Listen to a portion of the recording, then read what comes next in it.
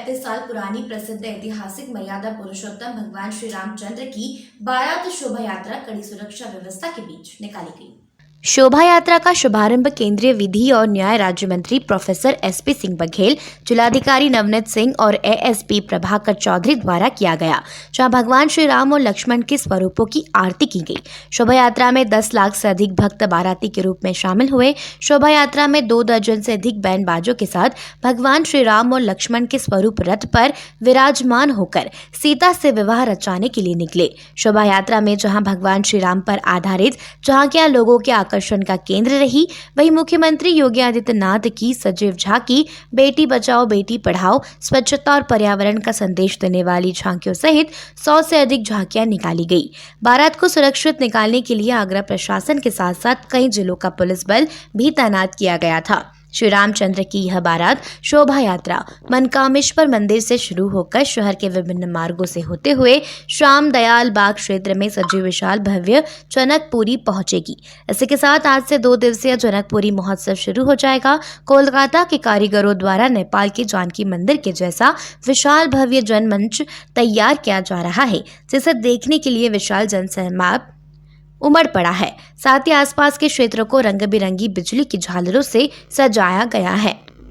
मेरा सौभाग्य है कि 135 साल पुरानी आगरा में जो राम बारात निकलती है उसमें आने का मौका मिला। भगवान राम और लक्ष्मण भरत शत्रुघ्न उनके आरती करने का अवसर प्राप्त हुआ है। मैं कार्यक्रम के आयोजक रामलीला कमेटी का, जनकपुरी आयोजन समिति का, जिला प्रशासन का आभार प्रकट करना चाहूँगा कि बहुत भव्यतापूर्वक उन्होंने इस कार्यक्रम को संपन्न किया है। जो जात वर्ग क्षेत्र धर्म अपने पुरखों का सम्मान नहीं करता वो आगे नहीं बढ़ता। पुरखे भी ऐसे हैं जो विष्णु के अवतार हों। ऐसी विवाह जयंती जन्म दिवस पर आयोजन करने से जागृति आती है, जागृति से सोच बदलती है, सोच से संघर्ष करने की क्षमता, संघर्ष से सत्ताएं मिलती हैं, सत्ताओं से इतिहास बनता है। फिर इतिहास ऐसे ही द्वापर से त्रेता से लेकर आज तक पढ़ा लिखा समझा और सराहा जाता है। मैं सभी जात वर्ग क्षेत्र और धर्म के लोगों से ये अनुरोध करना चाहूँगा कि एक दूसरे के त्योहारों को आगे बढ़ कर के हम कुशलतापूर्वक करें और लॉ एंड ऑर्डर को आप देख रहे हैं पूरा आगरा राममय हो गया है। और आज भी दुनिया में सबसे अच्छा राज राम राज्य कहलाता है, चाहे वो मोनार्की हो या सैनिक तंत्र हो या चुनी हुई लोकतंत्र की सरकारें हों। राम राज्य सबसे अच्छा राज कहलाता है, क्योंकि दैहिक दैविक भौतिक तापा राम राज्य नहीं काहू व्यापार। राम राज्य में जनता को दैहिक दैविक और भौतिक किसी भी प्रकार का कष्ट नहीं होता था और भेड़ और शेर एक घाट पे पानी पीते थे। डेमोक्रेसी इतनी मजबूत थी कि अंतिम अनुसूचित जाति जो भी समाज का व्यक्ति अपने राजा की रानी के खिलाफ विचार और व्यक्ति की स्वतंत्रता का पूरा अधिकार लेते हुए एक कमेंट करता है और भगवान राम उसको गंभीरता से लेते हैं और अपनी पत्नी को अग्नि परीक्षा से गुजारते हैं। तो जो अमेरिका कहता है कि वो ओल्डेस्ट डेमोक्रेसी, नहीं, हमारे द्वापर को 5400 साल हो गए और त्रेता को लाखों साल हो गए। तो त्रेता में हमारे यहाँ लोकतंत्र इतना मजबूत था। ज्ञानवापी मां श्रृंगार गौरी केस की नियमित सुनवाई आज से वाराणसी के जिला जज डॉक्टर अजय कृष्ण विश्वेश की अदालत में शुरू होगी। बीती 12 सितंबर को जिला जज की कोर्ट ने अंजुमन इते जामिया मसाजिद कमेटी की आपत्तियों को खारिज करते हुए आदेश दिया था कि श्रृंगार गौरी केस सुनवाई योग्य है। इसके लिए ही सुनवाई की अगली डेट 22 सितंबर फिक्स कर दी गई थी। जिला जज की कोर्ट के आदेश के खिलाफ मसाजिद कमेटी इलाहाबाद हाई कोर्ट में रिवीजन पिटीशन दाखिल कर सकती है। मसाजिद कमेटी की रिवीजन पिटीशन के मद्देनजर हिंदू पक्ष की महिलाओं की ओर से हाई कोर्ट में कैविएट पिटीशन दाखिल की जा चुकी है, ताकि अदालत कोई भी आदेश देने से पहले वादिनी महिलाओं का पक्ष जरूर सुने।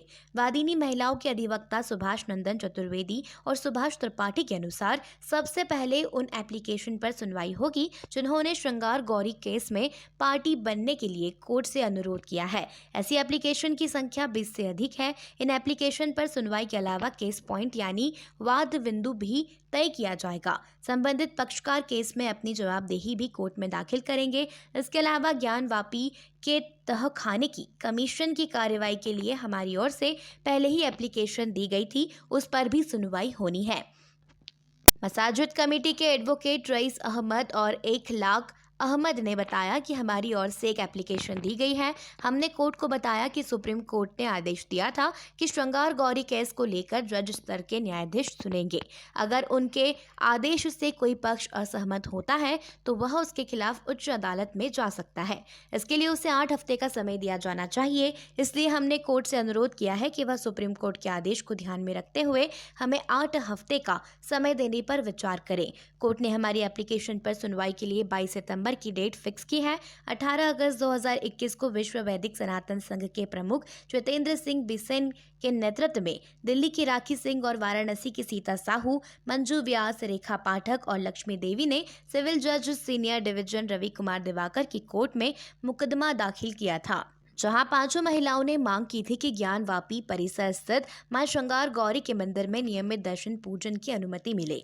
इसके साथ ही ज्ञानवापी परिसर स्थित अन्य देवी देवताओं के विग्रहों की सुरक्षा के लिए मुकम्मल इंतजाम हो। कोर्ट ने मौके की स्थिति जानने के लिए कमीशन गठित करते हुए अधिवक्ता कमिश्नर नियुक्त करने और 3 दिन के अंदर पैरवी का आदेश दिया था। इसके विरोध में अंजुमन इंतिजामिया मसाजिद कमेटी का कहना था कि श्रृंगार गौरी केस सुनवाई के योग्य नहीं है। सुप्रीम कोर्ट के निर्देश के क्रम में वाराणसी के जिला जज की कोर्ट ने आदेश सुनाया कि श्रृंगार गौरी केस सुनवाई योग्य है। यूपी के 26 शहरों में आज यानी गुरुवार को मूसलाधार बारिश का अलर्ट जारी किया गया है। आगरा में रात से हो रही बारिश गुरुवार को भी जारी है, जिसके चलते सड़कें धंस गई हैं और तालाब बन गई हैं। मथुरा में जल भराव होने से मुख्यमंत्री योगी के कार्यक्रम में बदलाव किया गया है। उधर इटावा में भारी बारिश होने से एक मकान की दीवार भर-भरा कर गिर गई। हादसे में एक ही परिवार के 4 बच्चों की मौत हो गई है। इनमें से 3 भाई और 1 बहन है। मौसम विभाग के मुताबिक अगले 48 घंटे तक भारी बारिश होगी। मॉनसून का यू टर्न 25 सितंबर तक जारी रह सकता है। मौसम विभाग के वैज्ञानिकों की माने तो गुरुवार को यूपी के पूर्वांचल के 26 जिलों में तेज और पूरे प्रदेश में मामूली बारिश होगी। वहीं बीते 24 घंटे में यूपी में औसतन 13.7 मिलीमीटर पानी बरसा। जहां एक तरफ बारिश से शहरी इलाकों में गर्मी से राहत है, वहीं दूसरी तरफ सीतापुर, वाराणसी और अयोध्या में गंगा, सरयू और घाघरा नदी का जलस्तर बढ़ने से बाढ़ जैसे हालात पैदा हो गए हैं। सरयू नदी का जलस्तर 53 सेंटीमीटर प्रति घंटे की रफ्तार से बढ़ रहा है। आगरा में रात से जारी बारिश की वजह से सड़कों पर जल भराव हो गया है। इटावा में मूसलाधार बारिश के चलते दीवार गिरने से बड़ा हादसा हो गया। रात में सोते समय एक ही परिवार के 4 मासूम बच्चों की मौत दबकर हो गई, वहीं 2 लोग घायल हो गए। घटना के बाद ग्रामीणों ने बच्चों को जिला अस्पताल में भर्ती कराया, जहां उन्हें मृत घोषित कर दिया गया। वहीं अन्य 2 लोगों का इलाज जारी है। हादसे में अभी उम्र 8 वर्ष, सोनू उम्र 7 वर्ष, सिक्कू उम्र 10 वर्ष और आरती 5 वर्ष की मौत हुई है। मौसम विभाग ने उत्तर प्रदेश के पूर्वांचल जिले में भारी बारिश का अलर्ट जारी किया है, तो वहीं पश्चिम के जिले में मामूली बारिश का अलर्ट जारी किया गया है।